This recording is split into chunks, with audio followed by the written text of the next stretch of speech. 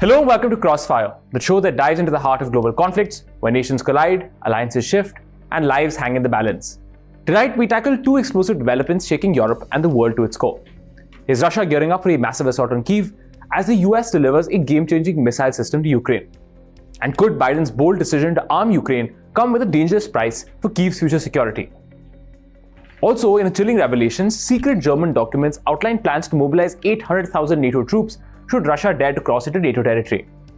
The drums of war are growing louder in Eastern Europe. A chilling revelation from Ukrainian intelligence suggests that Russia may be pursuing an audacious and deeply concerning plan. A plan to reshape the global order and dismantle Ukraine in the process. So now the question is, has Joe Biden's steadfast support for Ukraine inadvertently raised the stakes for Kyiv? Our next report decodes this for you. Tensions in Ukraine have reached a boiling point, with reports suggesting that Russian forces are mobilizing for a large-scale assault on Kyiv. According to a document obtained by Ukrainian intelligence, the onslaught could carve Ukraine into three parts. This intelligence document has further been reported by the Kyiv Independent. The alleged Russian plan has been drafted by the country's defense ministry. According to the proposition, eastern Ukraine will be annexed outright by Russia, encompassing both occupied and unoccupied territories. Western Ukraine will become a disputed zone, potentially divided among Poland, Hungary, and Romania. And central Ukraine, including Kyiv, will be turned into a puppet state under Russian control. If real, this plan would essentially erase Ukraine as an independent nation, a grim reflection of Russia's broader goals since the start of its invasion. But now the question is, how credible is this plan? Ukrainian intelligence has not confirmed whether the document is finalized or just a draft. Its origins are believed to trace back to Russia's defense ministry, but details about its authorship and intent remains murky. The timing of this revelation is significant. It aligns with the escalating tensions as Russia seeks to reshape global power dynamics and cement its dominance in Eastern Europe.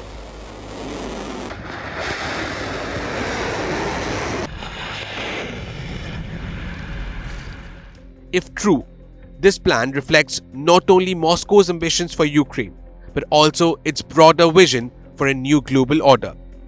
As the war continues to rage, this alleged plan adds yet another level of complexity to an already volatile situation. Whether it's a concrete roadmap or a symbolic threat, one thing is clear. Moscow's ambitions for Ukraine remain a central piece of its long-term strategy. Could Europe be bracing for World War III?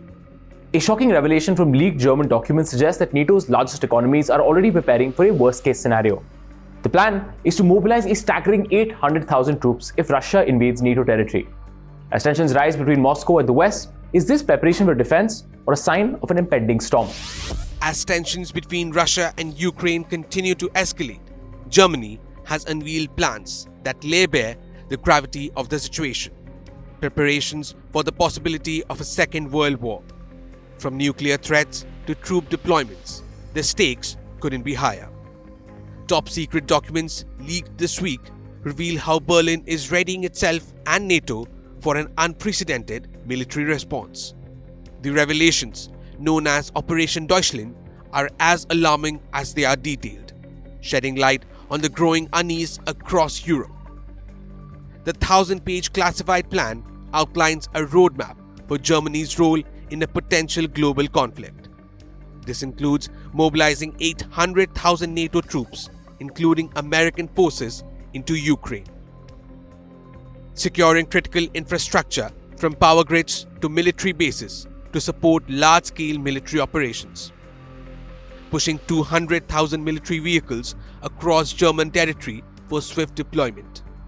Advising civilians and businesses to prepare for a potential conflict, urging them to install diesel generators or renewable energy systems like wind turbines to bolster self-sufficiency.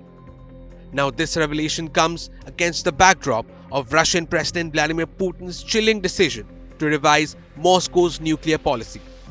On November 19th, Putin announced that Russia may now use nuclear weapons in response to conventional military strikes. This marks a dramatic escalation, effectively lowering the threshold for nuclear conflict. Germany isn't the only nation bracing for potential fallout.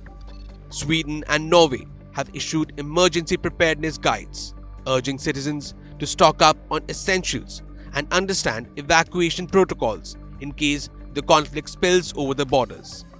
These measures are part of a growing recognition that Ukraine war is no longer just a regional crisis. It's a global powder keg waiting to ignite.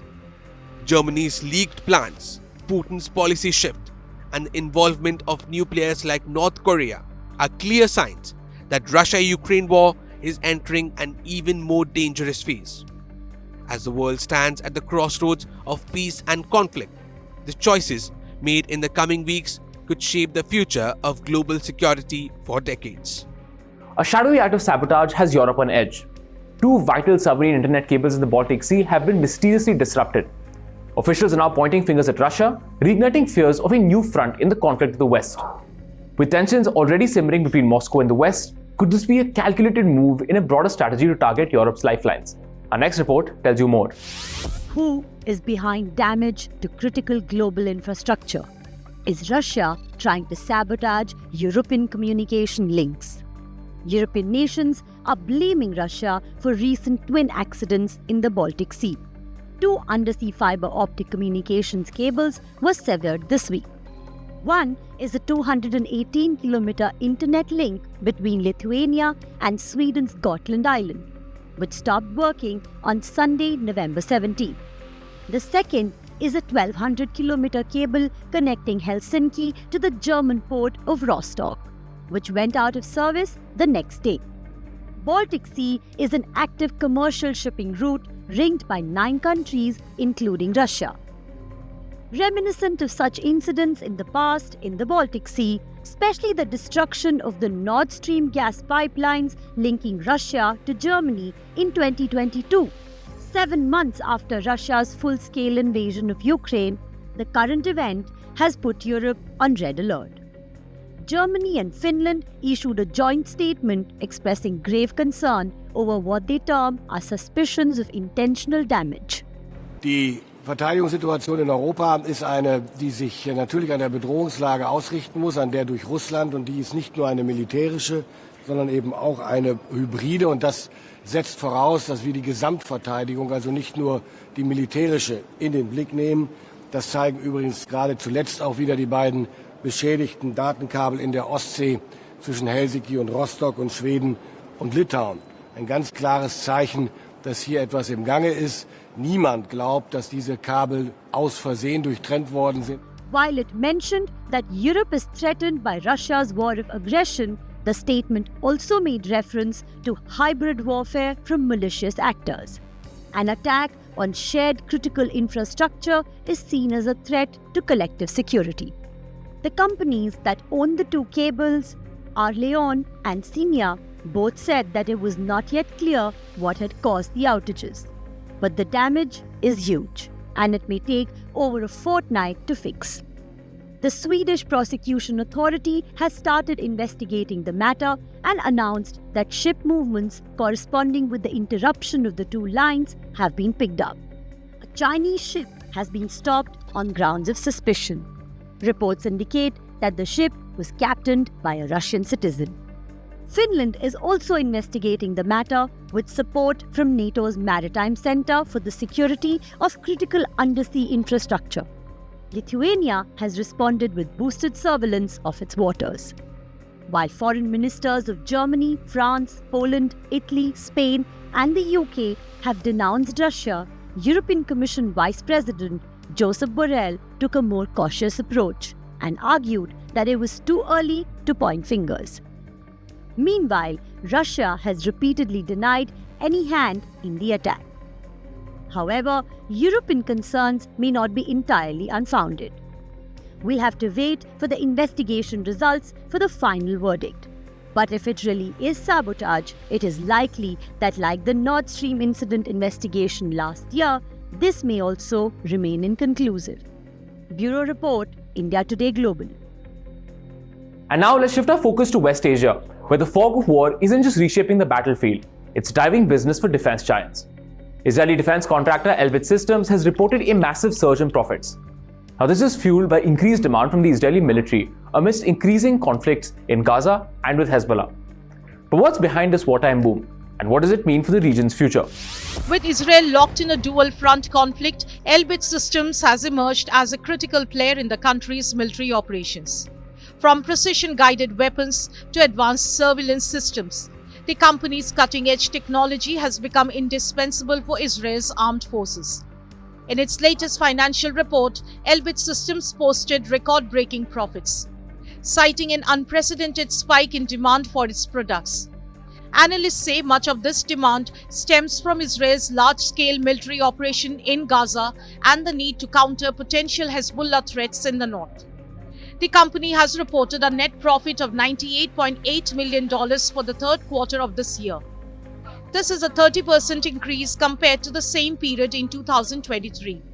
Revenue hit $1.72 billion, bolstered by rising drone sales and a sharp uptick in aerospace-related technologies. As Israel's military ramps up operations in Gaza and against Hezbollah in Lebanon, Elbit Systems, which supplies weapons used in these campaigns, has also seen growing interest from Europe amid security concerns over the Russia-Ukraine war. By the end of September, Elbit's order backlog reached $22.1 billion. This is a $1 billion increase from the previous quarter. 66% of these orders come from international buyers, with a significant portion from Europe, now the company's second largest market. But success has not come without controversy. Elbit faces growing opposition worldwide, particularly from pro-Palestinian groups.